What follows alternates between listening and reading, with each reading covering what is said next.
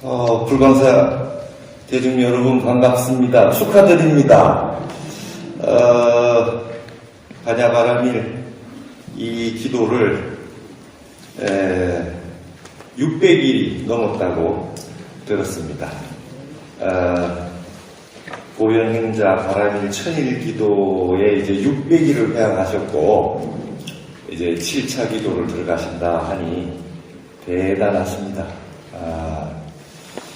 여러분, 우리 조금 전에도 마바냐 바라밀이라고 하는 아주 멋진 정근을 하시지 않았습니까? 우리 육바라밀의 6번째 바라밀이 바냐 바라밀인데요. 이제 600일이 지났으니 이제 본격적으로 기도가 힘을 받아서 이제 바냐지혜가 확 드러나고 보현행원의 원력이 아주 크게 성취되는 날이 얼마 남지 않았다 이렇게 생각합니다. 화엄경에서는 육바라밀에서 이제 항상 십수를 맞추니까 십바라밀이라고 합니다. 그러니까 이제 방편, 월, 력, 지, 바라밀을 해서 총 10바라밀이 되는데 여러분 이제 6바라밀을 마쳤고 이제 천일 기도를 하면 10바라밀이 다 완성되리라 그렇게 믿습니다. 여러분 우리 주지스님께서 큰 원력으로 이렇게 6바라밀을 다 600일 기도를 다 회항하시고 이제 다시 7번째 바라밀 기도를 100일 기도를 들어가시니까 여러분 다 같이 축하하는 의미에서 다 같이 박수를 한번.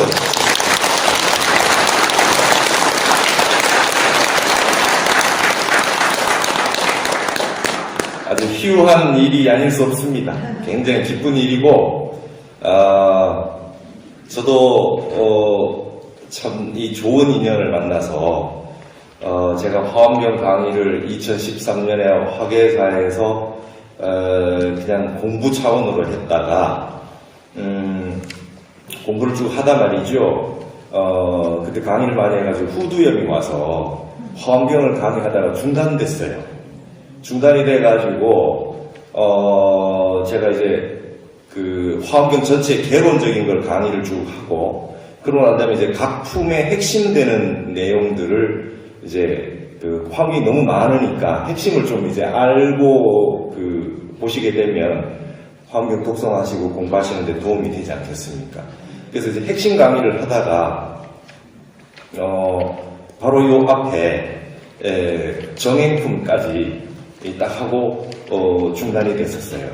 근데 지금 우리 주지스님께서 불러주셔가지고 화엄경을 강의해달라 하셔서 제가 10년 만에 화엄경을 이제 각 품에 대한 핵심 요약을 다시 이어서 저도 하게 됐습니다. 감사합니다.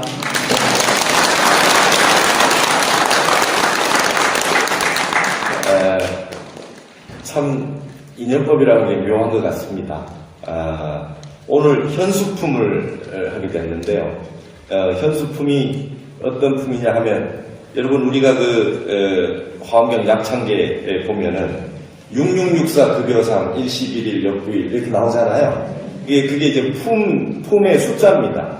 제일 초회에 6품, 그 다음에 6품, 그 다음에 6품, 그 다음에 4품, 급여상, 그리고 3품, 이런 식으로, 그 회가 한번 설법할 때마다, 그 주제가 같게 엮여 있는 것이 이제 6664 급여상이라고 하는데, 처음에 6품을 하고, 그 다음에 두 번째, 6번째 품에 마지막이 현수품입니다. 그러니까 화엄경 전체로 말하면 12번째 품이죠. 12번째 품인데, 첫 번째 6품은 만약에 여러분 잘 아시다시피 세주묘원 열애상, 세주묘원품, 열애현상품, 보현삼매 세계성, 보현삼매품, 세계성치품, 화장세계 노사나, 화장세계품, 노사나품 혹은 비로자나품. 이게 이제 초회 6품이에요. 이 초회 6품은 비로자나 부처님이 어떻게 성불을 하셨느냐, 내용들이 나와 있기 때문에 그걸 일주인가라고 그래요. 그거 하나만 해도 이미 부처님의 성불을 다 봤으니까 화엄경은 하나의 결론이 났어요. 근데 그 다음에는 이제 보살들이 어떻게 성불을 하느냐 라고 하는 과정이 굉장히 길게 나옵니다. 어디까지 나오느냐? 입법계품의 그 선제동자가 성불하는 그 과정까지 나올 때까지 전부 보살님들의 성불이에요. 그 내용들이 자세하게 되어 있는데 그 첫 번째 보살님의 성불이 이주인과의 두 번째 보살의 성불에서 제일 중요한 것이 첫 번째 여섯품. 그게 뭐냐면 열애명호품, 그 다음에 사성제품, 광명각품, 그 다음에 보살 문명품, 그 다음에 정행품, 현수품, 이 여섯 품이 십신에 해당합니다. 믿음에 해당합니다. 믿음이라고 하는 것의 마지막 결론이 현수품입니다. 현수품.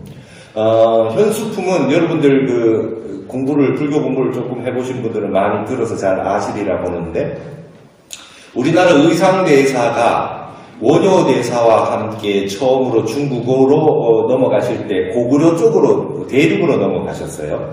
왜 중국을 가시고자 했느냐 하면, 현장법사, 우리가 알고 있는 그 삼장법사, 현장법사께서 인도에 가셔가지고 많은 경전들을 이제 가지고 오셔가지고 이 중국에 와 계신다는 말씀을 듣고 원효의상 두 분이 고구려를 넘어가서 국경을 넘어서 이제 당나라로 가시려고 하셨던 거예요, 처음에. 근데 이 고구려 이 국경 수비대에 막혀가지고 못 가셨어요. 그러고 난 다음에 다시 한 10여 년 지나고 나서 또다시 두 분이 이번에는 저기 바다를 건너서, 그래서 이제 옛날에 뭐 당진이라는 곳이 당나라 넘어가는 나루이잖아요. 그러니까 그쪽에 어디에 넘어가시려고 이제 이번에는 우리가 바다를 건너서 가보자 해서 두 분이 가셨다가 원효대사는 해골물 마시고 깨달으신 거예요. 현장법사의 가장 큰 교학 중에 하나가 자음종이라고 하는 것은 유식학입니다. 유식학 책을 많이 가지고 오셨어요. 그래서 그 많은 책을 가지고 오셨으니 당연히 유식을 새로 인도에서 가져오신 유식 책들을 공부를 하시고 싶어서 두 분이 떠나신 거죠. 그러니까 원래 의상대사도 화엄을 하시려고 한 게 아니라 이 법상종 유식을 배우시려고 현장법사에게 원효대사와 똑같이 그렇게 넘어가셨어요. 그러다가 그 원효대사는 간밤에 마신 해골물이 맛있었는데 아침에 일어나서 해골물인지 알고 나서 토하게 됐다. 거기에서 그냥 심생즉 제법이 종종생이요. 마음이 일어나니, 마음이 생겨나니 모든 게 일어나고, 심멸즉 제법이 종종멸이라. 마음이 사라지니 모든 것이 다 사라지더라. 그 한 생각이 일어나니까, 해골물이라는 한 생각이 일어나니까 그게 그냥 더럽다는 생각이 나서 토하게 됐단 말이죠. 그러면서 만법유식이다, 이제. 만법유식이라고 내가 이제 이걸 책 안 봐도 깨달았대. 부처님 말씀 안 들어도 내가 그대로 지금 자리에서 깨달을 수 있겠다. 그래서 오불입당이라 난 당나라 안 들어간다. 그렇게 해서 이제 중국을 안 가시게 되고 의상대사는 그대로 그냥 중국으로 가셨죠. 그래서 딱 갔는데 그때 현장 스님이 입적하고 안 계신 거예요. 그래서 스님이 이제 어디로 화엄종에 있는 지엄화산 밑으로 가셔서 화엄경을 8년 공부하신 거죠. 의상대사가. 그때 지엄화상이 이제 화엄종의 전체 이 중국 화엄종의 2조입니다. 2조 지엄화상 스승이. 그런데 그 가운데서 상수 제자, 최고로 훌륭했던 제자가 의상대사였어요. 그러면 중국 화엄종에 이제 3조가 되실 수 있었는데 신라에서 당나라가 신라를 공격하려고 한다라고 하는 그런 정보를 아시고 그냥 신라로 넘어오셨어요. 그걸 이제 알려주고 국가를 지키기 위해서 그렇게 해서 오셔가지고 그때 당시에 지엄화상 밑에 있었던 아주 밑에 그 사제, 저 밑에 있던 사제, 출가한 지 얼마 안 된 사제가 바로 현수 법장스님이었어요. 이 현수품에 나온 현수가 그 이름을 나온 거죠. 이 현수품에서 이름을 나온 겁니다. 법장스님이. 그래서 그분이 이제 중국의 화엄종에 이제 3조가 되셨죠. 3조가 되셔가지고 책을 쓰면 전부 신라로 보내서 우리 의상대사에게 윗상자, 상인 이렇게 해서 이거 좀 읽어봐 주십시오. 틀린 게 없는지요. 이렇게 항상 그 책을 보내가지고 점검을 받았다는 거예요. 이게 이제 의상대사와 현수 법장 스님과의 그 인연법입니다. 근데 그 현수 스님이 바로 이 화엄경의 현수품에서 가져왔다. 여러분 이제 화엄경이라고 하는 거는 여러분들 누구나 많이 들어서 아실 수 있는 게 모든 숫자를 열수에 맞춰놨어요. 그래서 공부의 과정을 십신, 믿을 신자, 10단계, 그 다음에 십주, 주할 주자, 그 다음에 십행, 행할 행자, 십회항, 회항하는 거, 그 다음에 십집, 그 다음에 증각, 묘각, 이렇게 이제 공부 단계가 되어 있습니다. 근데 여러분, 십신은 수행하는 단계에 포함이 안 된답니다. 여러분, 십신은 믿음을 무슨 수행을 해서 믿음이 생기는 게 아니라는 거예요. 그냥 마음만 있으면 그냥 바로 믿을 수 있어요. 이거는 수행 계획이 아니고 근본이지, 수행을 하기 위한 근본이에요. 이게 없으면 수행을 할 수가 없어요. 이제 이 십신이라고 하는 것이 가장 바탕이 되는데, 사람들은 이걸 무시할 수가 있죠. 십주, 십행, 십회항, 이 십지, 등각, 묘각에 비해서 십신이 제일 처음이고 그냥 초심자 단계 아니냐 이럴 수 있지만, 이 현수품에는 십신을 나타내는 6품 가운데 마지막 결론이 딱 나오면서 현수품에서 아주 멋진 얘기들이 등장합니다. 그래서 예전에 제가 화엄경의 그 각품 강의를 할 때 2품 내지 3품 엮어서 그렇게 해서 요약을 했는데, 오늘은 현수품만 따로 하려고 해요. 현수품 하나만 보면 지금까지 앞에 있었던 모든 믿음에 관련된 게 모든 게 결론이 여기 다 나와 있어요. 현수품이. 그래서 현수품이라고 하는데 막 이름이 제가 이제 여러분 나눠드리는데 거기 써놨습니다. 어질 현자에 머리 숫자 써놨잖아요. 이 뜻이 뭐냐 하면 여러분 우리가 예전에 성현, 성인과 현자 이렇게 얘기하는데, 우리 불교에서는 성인과 현자 그러면 분명하죠. 삼현십성이다 이렇게 얘기를 해놨어요. 삼현은 십주, 십행, 십회항 이 세 단계, 30단계를 삼현이라고 해요. 십주, 십행, 십회항. 그 다음에 성자라고 했을 때 성인성자를 쓰는 10단계가 있다. 그걸 십지보살, 환희지서부터 십지보살이라고 하는 게 이제 성자의 단계입니다. 그래서 삼현과 십성이라고 하는 게 분명하게 딱 드러나 있어요. 그러면 십신은 뭐냐? 아직 현자가 되기 전 단계인데 삼현과 십성의 바탕이 되는 게 이게 믿음이에요. 그러니까 이 믿음의 바탕이 되니까 삼현이 되고자 하는 분들의 첫 단계다. 처음이다. 머리 숫자. 처음이다. 그래서 현수가 되는 거예요. 그러니까 믿음이 현수예요. 모든 사면이 되게 현자가 되기 위한 첫 스타트에 바로 시작할 때 이게 으뜸이 되고 시작이 된다 해서 현수라는 이름이 되어 있어요. 그래서 십신을 처음 얘기하는 첫 번째 품이 열의 명호품인데, 열의 명호품에 머리 숫자 들어가는 그 보살님들이 9분이 등장해요. 한 분은 문수보살이고 나머지 9분이 등장을 해요. 그래서 거기에다가 써놨습니다. 각수보살, 재수보살, 보수보살, 덕수보살, 목수보살, 근수보살, 법수보살, 지수보살, 현수보살이 총 9수보살이에요. 여기에다 문수보살이 들어가면 이제 10수 그 전체가 믿음이 완성이 됩니다. 선제동자가 처음에 가서 발심을 하고 믿음을 갖게 되는 첫 번째 보살님이 문수보살에게서 발심하잖아요. 그래서 이 품은 말이죠. 이 품은 이 9분의 이 머리 숫자 들어가는 보살인데, 여기에 9분의 이름이 전부 믿음이라고 보시면 돼요, 여러분. 그러니까 각수보살, 믿음은 말이죠. 깨달기 위해서는 그 믿음이 있어야 됩니다. 재수보살이 뭡니까? 여러분은 우리 불자들은 말이죠. 뭐를 최고의 재산으로 삼아야 됩니까?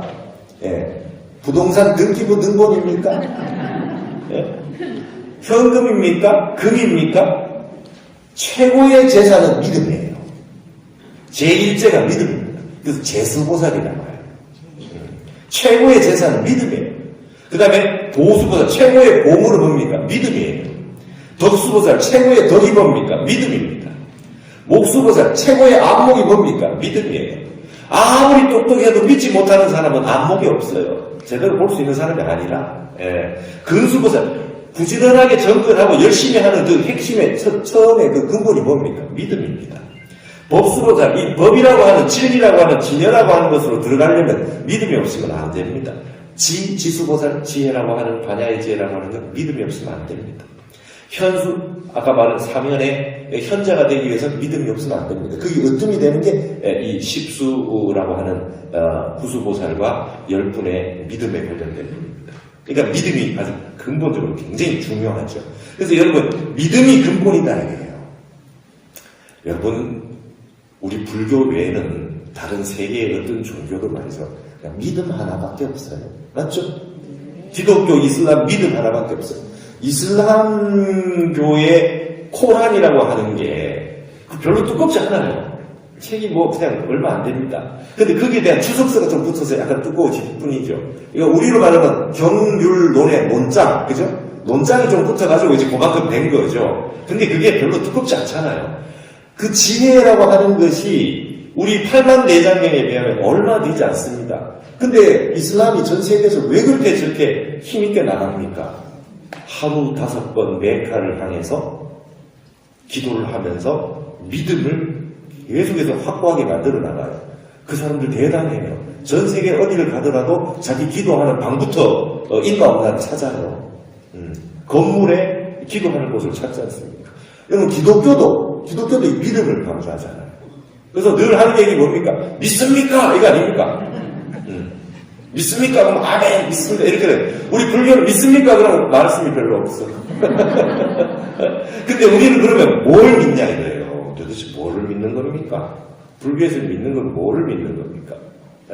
대승기실론의 1심, 2문, 3대, 4심 4가지 믿음이다. 대승기실론에 나오죠. 뭐를 믿습니까? 불법승 3보를 믿고 하나는 진여를 믿지요. 진여를 믿어요. 이 세상 전체가 진여의 세계라는 걸 믿어요. 불평등의 세계가 아니에요. 이 세계는 완전 무결한 진리와 진여의 세계고, 이 세상에 우리가 처음에는 초보 때는 우리가 이렇게 믿어야죠. 붓다라고 하는 서가모니 부처님이라고 하는 분이 성불하셨으니까 서가모니 부처님의 신부의 삼업의 경계가 한량없음을 믿죠. 위대한 분이잖아요. 똑같이 우리처럼 사람이셨는데 이분이 성불하셔가지고 연회가 되셨다.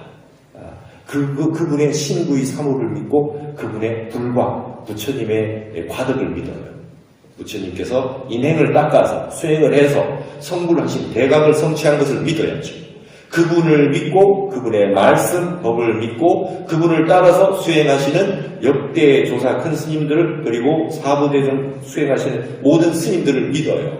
불법승 삼보를 믿고 이 세상이 진여라고 하는 걸 믿습니다. 이거를 이제 대승기실론의 사심이라고 해요. 그러니까 불교는 기본적으로 이렇게 믿는 겁니다. 일단 불법승과 신구의, 부처님의 신구의 삼을 믿는 거예요. 근데 화엄은 좀 고급 과정이에요. 조금 더 다르게 또 더 한 걸음 더 나아갑니다. 무엇을 믿느냐?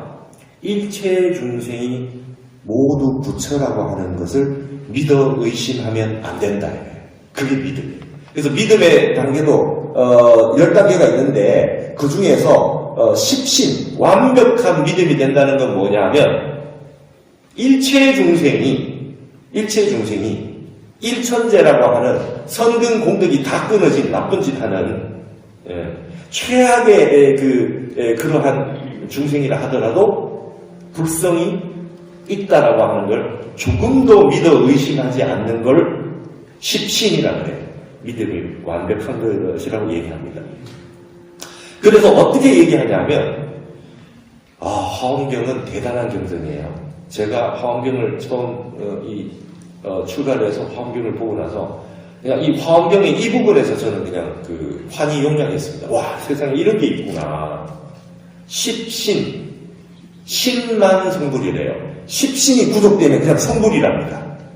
그게 여러분이 잘 아시면 초발심시 변정각 하는 말이에요. 초발심이라고 하는 게 뭡니까? 발심이 뭐냐? 여러분, 십신이 구족되면 십신 다음에 십주잖아요. 십주, 머무를 주자의 첫 번째 초주. 십주의 초주가 뭐냐면 초발심주예요. 초발심시 변정각이라는 얘기는 초발심주에 들면 이미 그게 곧 정각과 같다는 거예요.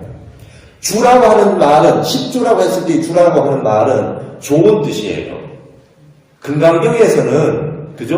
응무소주 이생기심하라. 마땅히 머무르는 바 없이 마음을 내라고 했지만, 그러면 거기 주하는 거는 집착하는 거고, 뭐 감정이 일어나거나, 희로애락의 감정이 일어나거나, 이런 거에 막 집착하는 게 주잖아요. 그러니까 여기는 화엄에서 말하는 십주는 마음이 말이죠. 마음이 보리심에 딱 주한 거예요. 보리심에. 발심을 딱 해서 거기에 영혼이 머물러서 퇴전하지 않는 겁니다. 그래서 여러분 화엄경은 십신이 구족되면 십신이 딱 해서 신이 믿음이 가득 차면 십주 초주로 딱 넘어가는데 초발심주가 딱 돼요.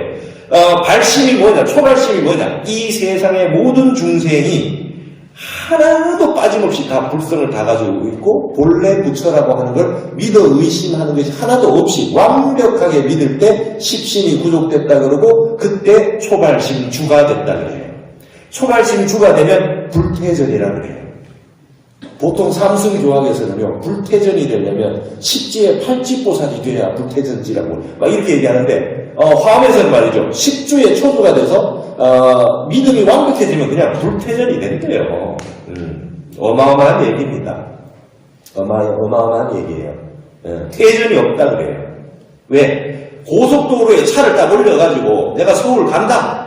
딱 마음 먹고 고속도로에 차 딱 올리는 마음이 그게 완벽한 마음이에요. 나는 이게 어렵고 힘들고 뭐 어떻게 얼마나 걸릴지는 알 수 없으나 고속도로에 차를 딱 올려서 서울까지 끝까지 가겠다. 이 마음이 완벽하게 믿어지면 내가 할 수 있다. 모든 중생도 다 할 수 있다. 라고 하는 걸 믿고 완벽하게 딱 올려서 차를 딱 올리는 순간까지가 십신이에요. 그러면 십주 초주는, 발십주는 뭐냐면 여기서부터 이제 스타트해서 주에서 여기에 마음이 흐트러져서 딴 데 가지 않고 여기서 그냥 가는 겁니다. 그러면 고속도로에 여러분 일단 차 올리고 나면 뭐 얼마나 걸리든 도착하잖아요. 그래서 이제 중간 가다가 이제 천안에서 호두과자 먹고 빠져서 안 돌아오면 할 수 없지만 거의 다 다시 올라와가지고 불퇴전지로 앞으로 나아간다 이 말이죠. 그래서 이게 중요한 게 십신이에요. 십신. 그래서 신만 성불이고 초발심수 변정각이라고 해요. 믿음이 이렇게 중요합니다. 이렇게 해가지고 그 다음에 어떻게 되느냐. 그래서 이거를 이 불교 화엄에서 하는 멋진 말로 그냥 부처님의 과덕이 깨달으신 모든 공능이 일체 중생에게 본래 갖추어져 있다. 그거를 그 지혜를 보광명지다. 우리 이게 뭡니까? 보광전이잖아요. 그죠? 보광. 이게 보광이라고 하는 뜻이 그런 뜻이에요. 누구나 다 그 지혜가 갖추어져 있다. 라고 하는 것을 누구나 다 가지고 있는 보광명지를 믿어 의심치 않는 걸 십신이 구족됐다 그러고 초발심주가 됐다 그래요. 그래서 여기가 이제 여기에 벌써 정각이라고 해요. 그러면 묘각이라고 하는 마지막 깨달은 분의 마음이나 십주 초주의 마음이나 보리심은 같아요. 달보심이 같아요. 그래서 선제점자가 모든 선지식을 만날 때 늘 얘기합니다. 저는 발심한 사람입니다. 보리심을 냈다. 자신있게 얘기하죠. 저는 보리심을 받았습니다. 어떻게 보살도를 하고 어떻게 보살행을 해야 될지 저에게 알려주십시오. 발심은 됐는데 낱낱의 행을 닦아서 수행은 다 못했으니 하나하나 다 배우겠습니다. 그러나 저의 보리심은 부처님의 보리심과 같습니다. 이렇게 되죠. 그래서 이제 공부가 퇴전이 없는 겁니다. 그래서 현수품은 그 안에 아주 유명한 구절이 있습니다. 거기에 보실 것 같으면 신이 도원 공동모라. 믿음이라고 하는 건 도의 근원이고 모든 공덕의 어머니다. 멋지잖아요. 이 말이 현수품이든 말입니다. 신이 도원 공동모라. 장양일체 재선법하며 일체의 모든 선법을 다 길이길이 길러내고 여러분 세상의 모든 좋은 거는 말이죠. 믿음에서 나온답니다. 그리고 단재음망 출애류하여 의심의 그물망을 끊고 애정의 물결을 벗어나서 계시열반 무상도니라. 열반의 무상도를 열어 보이느니라. 무엇이? 믿음이. 열반의 무상도를 만들어내서 보여주는 건 믿음이랍니다. 믿음. 여러분 주변에 신심이 좋은 분이 계셔요. 그분 보면 그냥 갑자기 환한 환희심이 나지 않습니까? 그냥 일심으로 정진합니다. 여러분 예를 들어서 TV에 불교에 대해 가지고 어떻게 좀 뉴스가 났다. 근데, 아이고, 신심 떨어진다. 그런 건 신심이라 그러지 않아요. 우리 불교에서는 그런 건 신심이라 그러지 않아요. 세상에 어떤 일이 일어나도 우리의 신심은 불태전하는 겁니다. 어떤 일이 있어도. 여러분, 세상에 아무리 혼탁하고 어떻게 해도, 불법성이 장애가 있어요. 진해의 장애가 있어요. 일체 중생이 불성을 가지고 있는 거에 변화가 옵니까? 조금 더 믿어 의심치 않는 신심을 가지셔야 됩니다. 그래서 이 불광사에서 기도하러 오시는 분들은 그냥 딴 거 볼 것도 없어요. 부처님의 과덕을 믿는 건데요. 불과를 믿는 것이고 그 과덕이 모든 중생에게 본래 갖추어져 있다는 걸 완벽히 믿어 의심하지 않는 것이 십심이다. 그렇게 되는 거죠.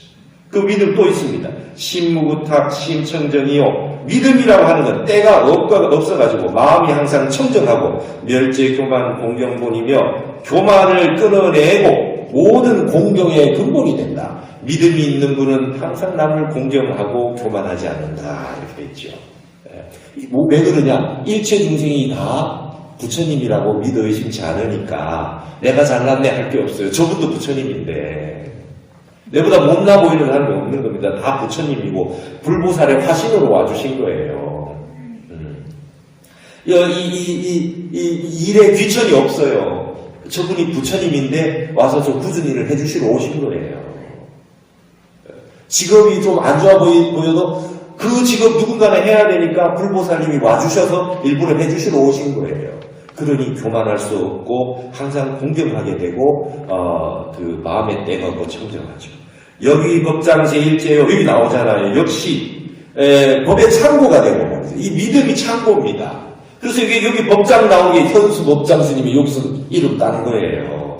그러니까 법의 창고가 되고 제일 가는 재산이 된다. 이렇게 있잖아요. 제1자라고 되어 있지 않습니까? 제수보살도 계시지만 우리는 무엇을 최고의 재산으로 삼아야 된다고요? 믿음입니다.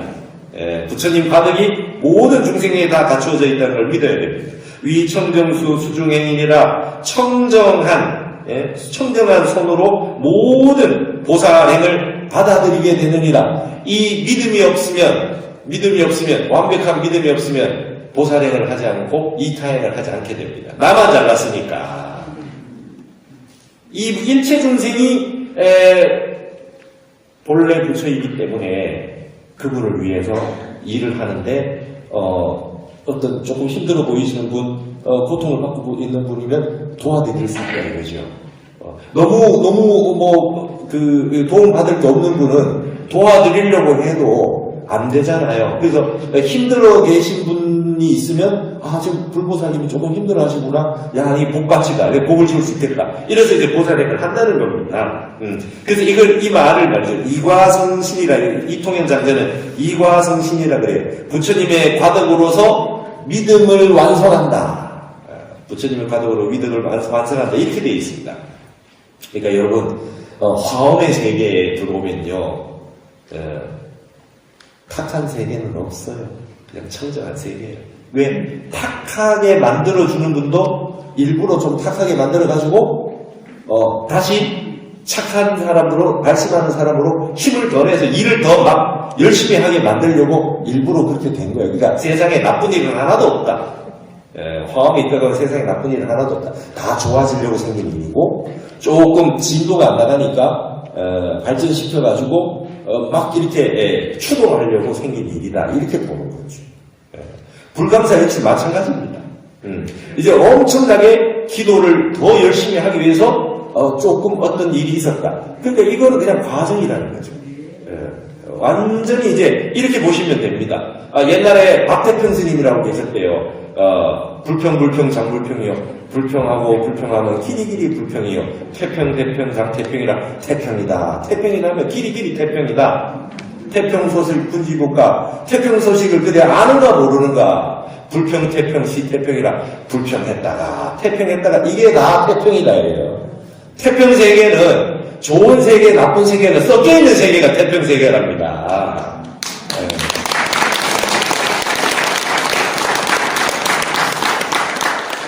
그리고 이 현스품에 아주 중요한 얘기가 나옵니다. 그 다음에 한번 보시죠.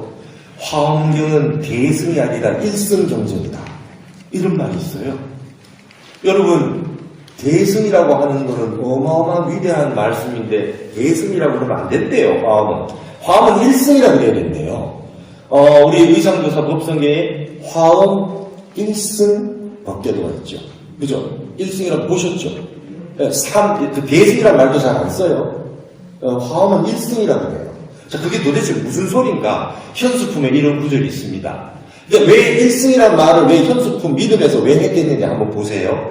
일체세계의 재군생이, 일체세계의 모든 중생이 소유욕구 성문승이라 성문승을 구하고자 하는 이도 적으며, 여러분 이게 아라한가 얻으려고 하는 분도 적잖아요. 맞죠? 성문승이라고 해서 무시할 게 없지 않습니까? 부처님에게 직접 말씀을 들었던 분이 성문승이에요. 열심히 수행해서 내가 한번 부처님처럼 되어보겠다, 성불하겠다, 발심을 해가지고 아라한가를 얻겠다고 하는 분들이 이제 성문승이에요. 이걸 이제 소승이라고 그러죠. 그러니까 일단은 나부터라도 제도를 좀 해야 되겠다. 그분이 성문승인데 그러고자 하는 사람도 세상에는 굉장히 드물다. 구 독각자 전부소하고 여기에다가 더 들어가서 성문 영각이에요. 영각. 독각은 영각. 우리 이 독성각. 혼자서 성문승은 부처님에게 가서 직접 법문을 들었는데요. 이 독각이라는 분은 말이죠. 혼자서 우리 독성각 보면 저기 산에 바위 있는데 혼자 뚝 떨어져 있잖아요. 혼자 이렇게 계시지 않습니까? 그분은 뭡니까? 혼자 떨어져서 12연기를 깨달았다 해서 독각, 영각이라고 해요. 이분은 혼자 공부하셨는데 이 12연기를 깨달아서 영각, 독각을 하셨어요. 그래서 이분이 이제 소승 위에 이제 중승이라고 해요. 가운데 줄자 중승. 근데 이 독각이 되시는 분은 전전이 더욱 드물다. 더 없겠죠. 부처님 우리 이렇게 맨날 법문 들어도 공부가 안 되는데 공부를 뭐 따로 안 하고 혼자, 그죠? 혼자 공부하세요. 혼자 공부하는데 12연기를 다 깨닫고 독각이라고 하는 분들 성인 성자를 쓰잖아요. 아랑가를 다 전국에서 다 아시거든요. 그러니까 굉장히 어렵죠. 더 어렵겠죠. 성문승보다 독각성이 더 어렵다. 근데 취대승자 심희유라. 여기에서 대승을 취향하는 자, 난 대승을 향해 나아가겠다고 하는 분은 심히 만나기가 어렵다. 그렇죠. 대승이라고 하는 건 뭡니까? 보살승이잖아요. 보살승. 성문 영각 보살. 보살승이 돼서 나는 내가 공부 다 끝나도 아랑가를 증득해도 일체 중생과 같이 큰 배를 타고 가겠다. 대승. 그죠?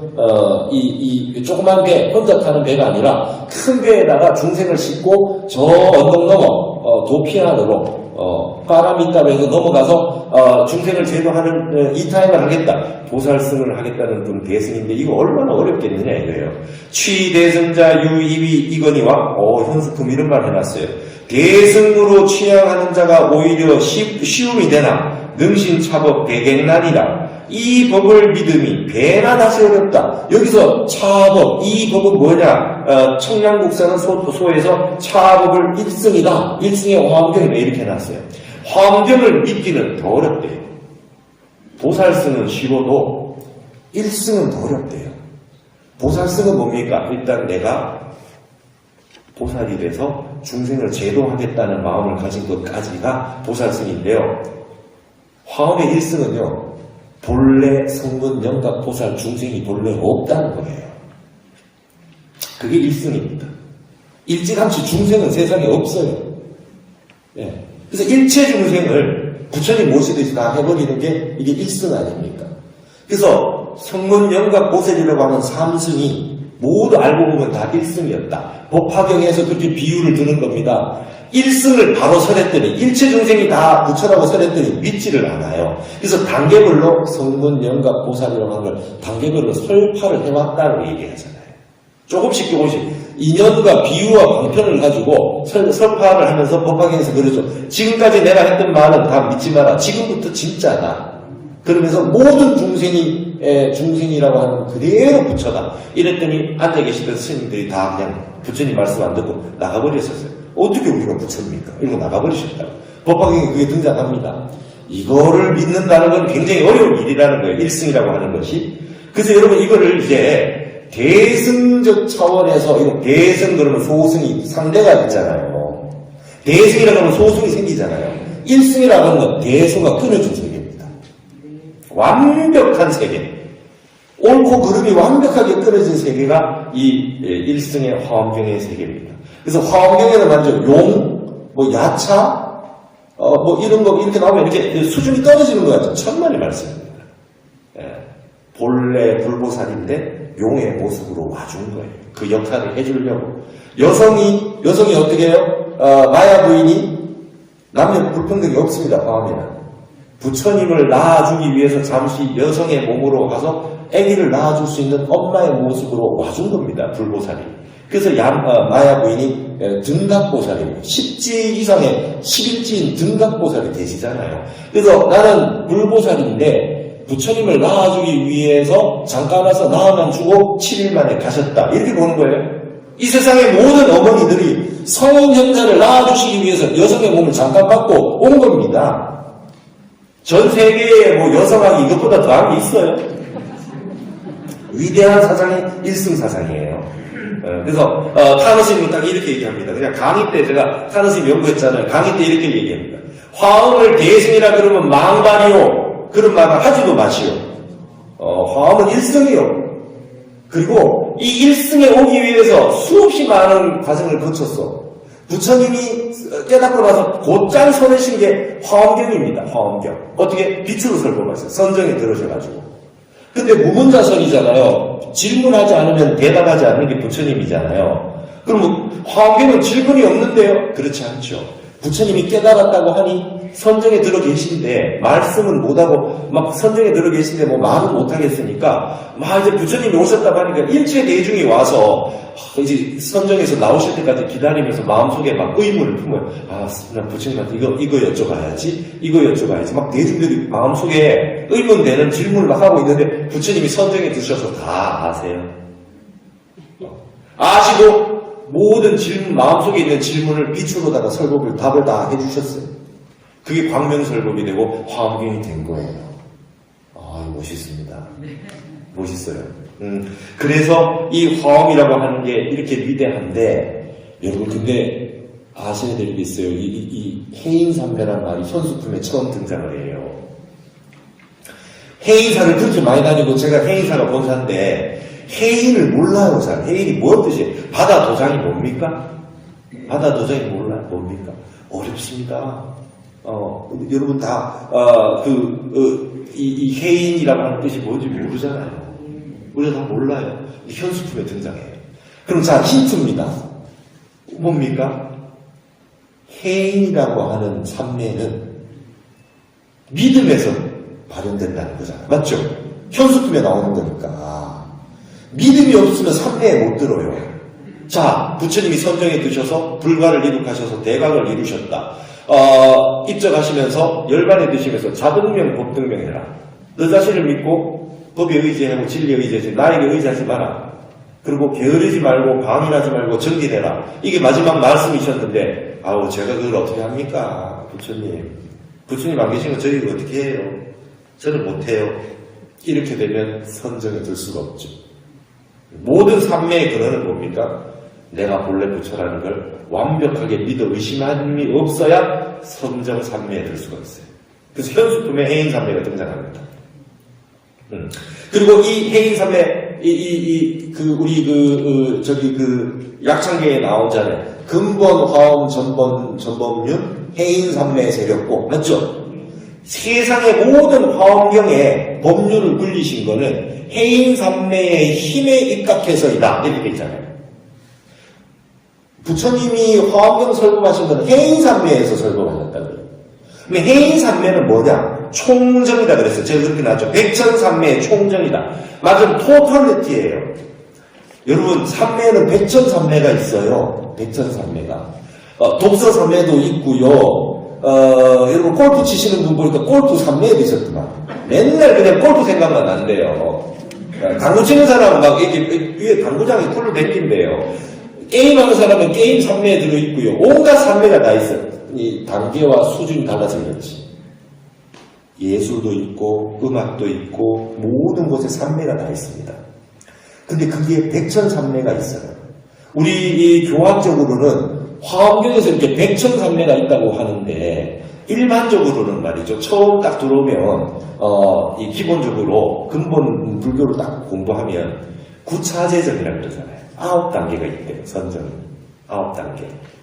욕계, 색계, 무색계가 3계인데 욕계라고 하는 세계는 하늘이 6개 하늘이 있잖아요.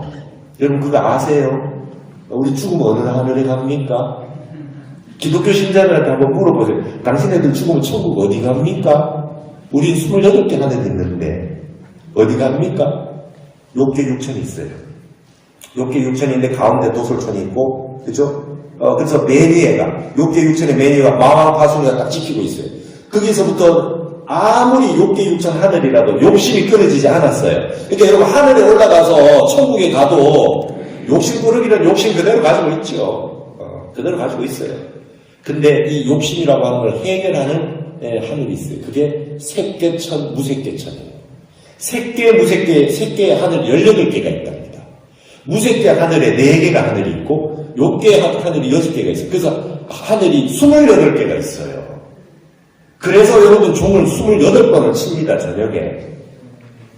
근데 우리가 일반적으로 누구나 하늘이라고 하는 거는 욕계 육천에 사천왕이 계신 사왕천 바로 위에 도리천이 보통 우리가 알고 있는 하늘이에요.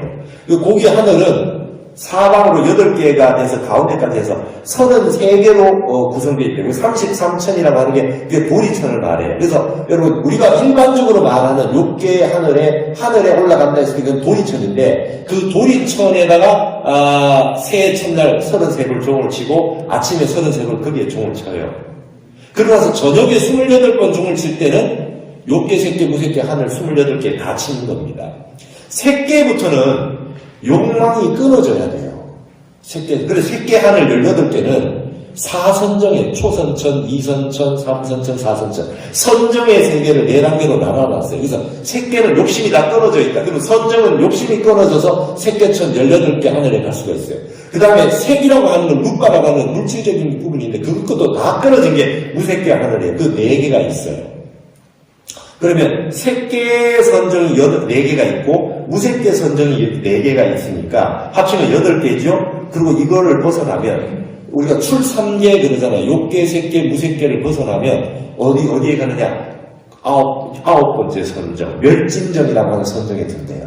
그게 9번째 선정이에요. 부처님이 거기에 그거를 다 끝내시고 선물하셨다 이렇게 나오잖아요. 그러니까 일반적으로는 구차제정이에요.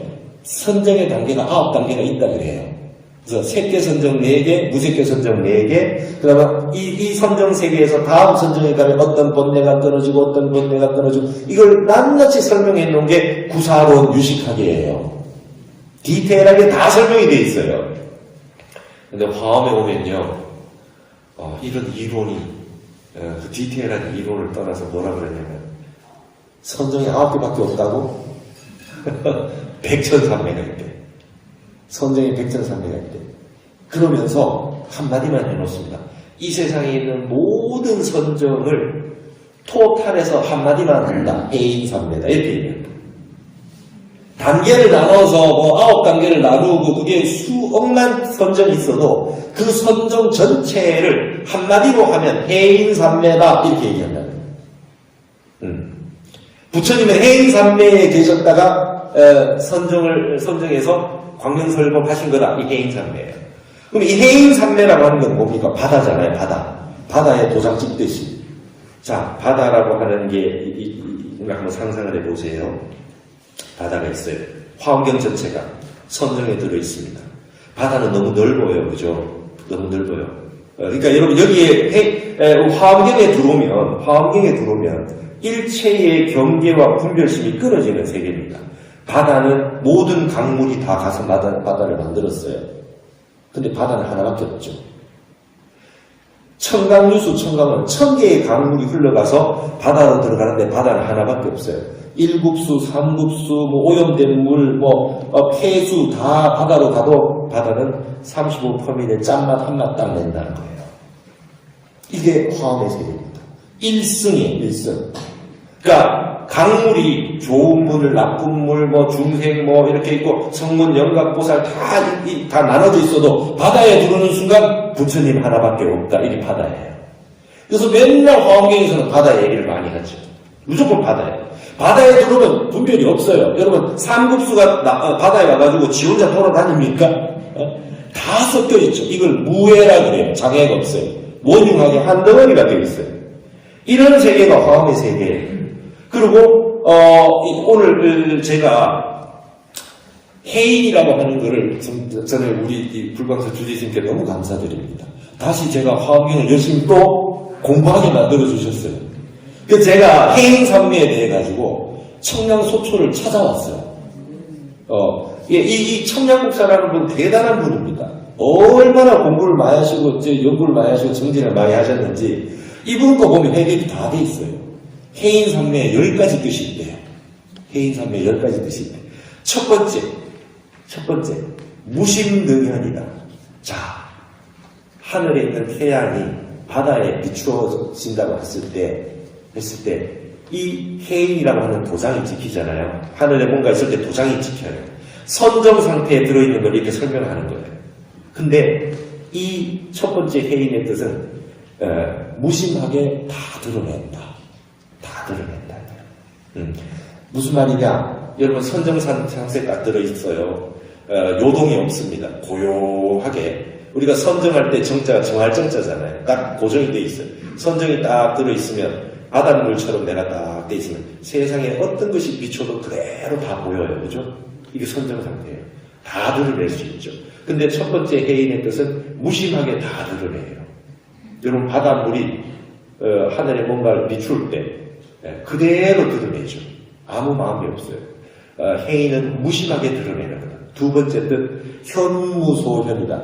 다 드러내도 드러내주는 바가 없대요. 내가 드러내준다 이런 상황이 없어요. 무심하게 다 드러내주는 거예요. 거울과 같이 산이 오면 산이 비추고 물이 오면 물이 비추고 다 비춰주는데 이 비춰주는 대상이 선정에 들어있는 상태, 해인산매에 들어있는 상태는 비춰줘도 비춰주는 바가 없어요. 상이 하나도 없어요. 그 다음에 능현과 소현이 하나가 아니다. 비춰지는 대상과 비추는 대상이 하나는 아니죠. 그 말 맞죠? 원래 두 개잖아요. 근데 네 번째, 그것이 다른 것도 아니다. 하늘에 뭐가 있어서 태양이 있어서 비추는데 태양하고 바닷물하고는 바다는 다른 거죠. 근데 이게 비추어지면 바다에 떠 있는 태양이 하늘에 있는 태양과 다른 겁니까? 다르지 않죠. 근데 이것도 다른 거죠. 그래서 이걸 가지고 서울에서는 이렇게 얘기합니다. 같다고 해도 30방이에요. 틀리다 해도 30방이에요. 이런 말이 이렇게 나오는 거예요. 좀 여러분과 저가 중생과 부처가 하나죠. 하나이지만 또 둘이죠. 하나이기도 하고 둘이기도 하고 하나라고 해도 30방이면 둘이라고 해도 30방이에요. 선에서는 이렇게 얘기하는 겁니다.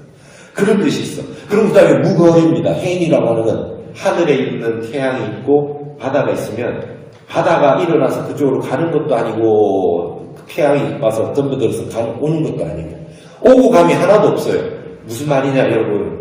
참선하실 때 기도하실 때 내가 막 부처님한테 가겠다. 부처님이요 저한테 오셔서 뭐 마정수계를 이런 갈 필요 없다 이거예요. 내 속에 다 본래 있어요. 내가 부처님한테 갈 필요도 없고 부처님이 저에게 올 필요도 없고 꿈에 나타나실 필요도 없고 내가 부처님 세계에 갈 필요도 없고 본래 이 자리에 다 있어요. 그냥 하나가 돼 있어요. 그냥 바다에 도장 찍히듯이 이 영상 찍히듯이 그냥 본래 하나가 돼 있는 거예요. 여러분의 해인산매는 원래 갖춰져 있는 거죠. 그럼 광대라고 아주 넓고 크게 이렇게 비춰질 수 있고 그 다음에 보현 비춰지는 건 아주 넓게 다 비춰집니다. 그 다음에 또 아주 멋진 얘기가 있어요. 돈현이랍니다. 갑자기 다 비춰진대요. 태양이 이렇게 비춰지는데 슬로우 비디오로 천천히 가서 물이 비치는 게 아니잖아요. 단박에 다 비춰지는 거예요. 여러분 해인 산매는 우리 불교에서 말하는 산매는 어제 조금 되다가 조금씩 산매에 드는 게 아니랍니다. 어느 순간 갑자기 딱 된대요. 근데 그 바탕이 뭐예요? 믿음이에요. 믿음. 아유, 스님 제가 되겠습니까? 아유, 그런 것도 이렇게 하면 안 된대요. 완벽하게 믿어서 나도 부처님하고 똑같이 될 수 있다는 완벽한 믿음을 가지고 있으면 단방에 된대요. 그걸 돈이라는 거예요. 돈현이라는 거예요. 해인선매 뜻이 그런 뜻일 때, 바닷물에 비칠 때, 땅보가 뜨자마자 바로 다 비치잖아요. 여러분 발심한번 하는 순간 바로 선정에 들어올 수 있다는 거예요. 이게 얼마나 엄청난 좋은 뉴스입니까? 그 다음에 사현이라는 거예요. 이게 되다 안 되다 하는 게 아니라 항상 된다는 거예요. 항상 비춰진다. 항상 드러난다. 그리고 어떤 거는 비현의 현이라는 거예요. 드러나지 않게 드러나요. 그게 숨어있기도 한다는 거예요. 드러났는데 다 드러났는데 숨어있는 것 같아요. 여러분 지금 세상을 보시면 진리가 있는 것 같기는 한데 다 숨어있는 것 같지 않아요? 어딘가 진리가 없다고 말은 못하는데 이게 드러나는 건 전부 이 진여가 아닌 게 드러나는 것처럼 보이지만 그렇지 않답니다. 해인산매에 들어가 있으면 드러나지 않은 듯 하지만 다 드러나 있다. 이게 이제 이 천양 목사가 해인을 10가지로 설명한 그런 방식입니다. 그래서 결국은 세상의 모든 것은 바다로 물이 다 흘러가듯이 세상의 모든 선정은 화엄경에서 말한 해인산매에 다 들어와 있다. 그래서 번출여의 부사의 그 말입니다. 능인 해인산매 중 번출여의 부사의 부처님, 능인이라고 하는 건 부처님이잖아요. 부처님이 해인산매에 들어서 뜻이 두 가지죠. 번출이라고 하는 건 번하게 다 드러낸다는 거예요. 선정에 들어서 온 세상에 다 드러나는 것을 여의하게 마음대로 해서 드러내는데 그것이 부사의하다. 그리고 이 두 가지 뜻이죠. 번다하게 드러나는 것을 부사의하게 다 드러낸다 하거나 여의함을 번출하는 것을 부사의하게 한다. 이 두 가지 뜻으로 다 해석을 할 수 있겠죠. 선정 상태에 들면은 해인산매에 들면은 세상의 모든 것이 이 선정 속에 다 나온다. 다 나온다. 그런 뜻입니다.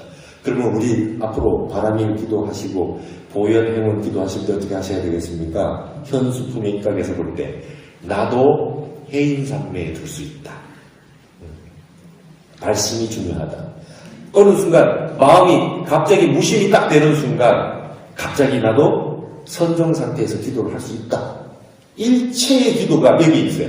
여러분 기도하실 때 처음에는 삼천배 하실 때 처음에 우리 남편 직장이 어떻고 아들 대학이 어떻고 이렇게 하시면 한 1000배쯤 하면 아무 생각 없으시죠, 그죠? 그래서 삼천배 하는 겁니다. 생각 끊어지라고. 생각 끊어져서 땀이 나고 난 다음에 아무 생각 없이 막 절을 하고 있을 때 그때 아무 생각이 없을 때 한 1000배에서 2000배 정도 넘어가는 그 무렵 때 절이 너무 잘 되잖아요. 무심하게 되잖아요. 그 무심한 절 한 자리 하기 위해서 수천 번 절을 하게 되는 것입니다. 기도도 그와 같습니다. 무심하게 돼서 선정 자리에 들어가기 위해서 그렇게 열심히 하는 겁니다. 그러면 그 속에 번출여의 부사입니다. 여러분들이 원하는 것, 원하지 않는 것이 다 발언이다, 성취되게 되어 있다는 거죠. 그러니까 목적을 거기에 두지 마세요. 어쨌든 이 완벽한 이 일체 중생이 다 불성을 가지고 있다는 걸 믿어 의심치 않기 위해서 이걸 한다 이렇게 생각하시고 그렇게 해주시면 되겠습니다. 그래서 이 현수품이라고 하는 거는 믿음이 근본이다. 그 다음에 화엄경은 대승이 아니라 일승이다. 그리고 해인산매가 있다. 믿음이라고 하는 게 십신이 부족돼도 이미 식주, 십행, 십지, 등강, 묘각까지 안 가도 해인산매가 십신 안에 다 갖추어져 있다. 완벽하게 믿어 의심함이 없으면 해인산매가 다 이 가운데 부족된다라고 했던 게 현수품이었습니다.